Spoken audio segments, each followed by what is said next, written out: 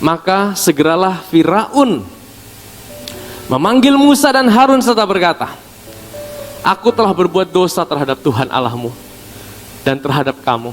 Oleh sebab itu ampunilah kiranya dosaku untuk sekali ini saja. Saudara, menurut saudara Firaun bertobat tidak? Ampuni dosaku. Bertobat tidak saudara? Jadi bertobat itu sebenarnya bukan soal minta ampun dosa. Bertobat itu metanoia saudara. Firaun itu kelihatannya bertobat, tapi sebenarnya dia tidak bertobat. Karena apa? Dia minta ampun. Yang menggerakkan dia untuk minta ampun karena apa? Karena ketakutan. Anak bungsu, waktu dia jauh dari bapaknya, dia kelaparan. Firman Tuhan berkata, bahkan untuk makan ampas babi saja tidak ada. Waktu dia kelaparan, dia ingat rumah bapaknya. Apa yang buat dia kembali ke rumah bapak? Lapar. Apakah anak itu sudah bertobat? Anak itu belum sungguh-sungguh bertobat. Karena apa? Karena dia cuma lapar. Kalau dia tidak lapar, dia tidak datang sama bapaknya. Kapan anak itu sungguh-sungguh bertobat? Waktu dia berjumpa dengan bapaknya.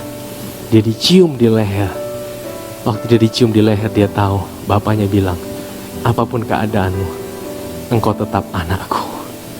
Amin saudara. Engkau mau jauh dekat, engkau tidak pernah berubah, engkau tetap anakku. Kalau saudara bertobat hanya karena corona, sebenarnya itu bukan pertobatan yang sejati saudara. Karena apa? Kalau saudara bertobat hanya karena takut kena corona, nanti coronanya sudah tidak ada, saudara tidak jadi bertobat saudara.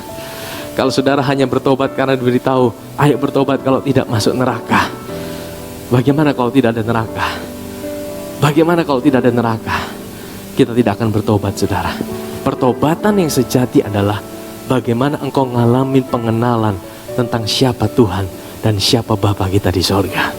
Lalu keluarlah Musa meninggalkan Firaun dan berdoa kepada Tuhan. Ayat 19. Maka Tuhan membuat angin bertiup dari jurusan sebaliknya. Tadi dari timur, sekarang angin barat yang sangat kencang yang membawa belalang itu dan melemparkannya ke dalam laut Teberau.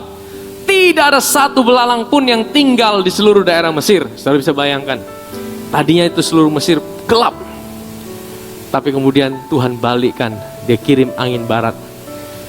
Itu artinya apa saudara? Itu betul-betul Tuhan saudara. Ya, kalau saudara sedang mengalami situasi yang sulit, di saat saudara tidak mampu, disitulah saudara bisa punya kesempatan untuk melihat ini Tuhan yang kerja dalam hidupmu. Amin. Kalau semua situasi bisa saudara hadapi dengan kekuatan saudara sendiri, saudara tidak perlu Tuhan dalam hidup saudara. Tapi kalau saudara bilang, Tuhan aku tidak mampu, itu sebenarnya suatu kesempatan. Engkau bisa lihat, Tuhan engkau bekerja dalam situasiku. Tapi Tuhan mengeraskan hati Firaun sehingga tidak mau membiarkan orang Israel. Firaun bertobat tidak saudara? Tidak bertobat saudara. Begitu masalahnya selesai, lupa saudara, ya kan? Makanya pertobatan yang oleh karena ketakutan itu bukan pertobatan yang sejati. Kalau pertobatan karena engkau mengalami cinta Tuhan, itu adalah pertobatan yang sejati dalam hidup saudara.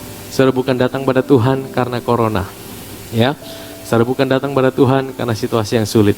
Situasi sulit, situasi baik, situasi tidak baik, situasi apapun juga, saudara kita bisa terus datang pada Tuhan. Amin saudara. Karena kita punya Tuhan yang setia di dalam hidup ini.